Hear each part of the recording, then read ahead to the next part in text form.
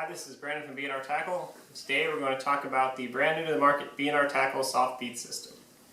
So the BnR Tackle Soft Bead System is a soft, pliable bead, unlike the hard beads that are currently on the market. You see here is a 12mm bead in the 4 colors we currently offer. There will be more colors coming to the market rather quickly for this system. The BnR Tackle Soft Bead System has 3 distinct advantages over the kind of traditional hard beads you see on the market. The first advantage being the texture of the soft bead more closely replicates the texture and the feel of an actual egg that the fish sees in the water. The second being the soft beads, when fished with a hook that adds a little bit of mass, are neutral buoyant, so they actually match the look of the egg that the fish are used to seeing. And the third feature, which we'll show you here when I rig, is the easy way that you can change colors and sizes on the water as you're fishing. So how do you rig a soft bead system? That's what we're going to talk about here. This is a leader we have here. This is a number 1 Gami. You can use kind of a 1 or 2 based on what you're looking for. There's people starting to use kind of the wide gap hooks, a little thinner wire, are becoming popular. Each pack of BnR Tackle soft beads will come with bobber stops and what we call these little sleeves here we call bead sleeves. And so first thing you do is you take your leader. You want to install your bobber stop, so slide it through the wire, give it a tug, and you got a bobber stop on here. The kind of traditional location, most commonly used location for the bobber stops, to the location is 3 fingers above the hook. So you see right there, there's the bobber stop, I got 3 fingers and I got a hook.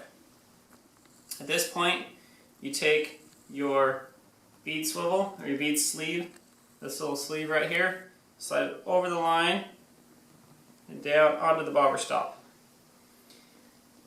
And at this point you can either tie your leader on or you can thread a bead first. For this instance we're going to assume that the leader is now tied on to your main line and to your bobber. So let's start out and say we're going to use a red bead first. So we take the red bead, we thread it over the hook, you identify where the hole is, you kind of slide it a little bit, rotate it so it doesn't tear the rubber, you slide it onto the hook, and then you want to moisten the stop and the bead sleeve just a little bit, and then install the bead onto the bead sleeve by kind of rotating it as you go here.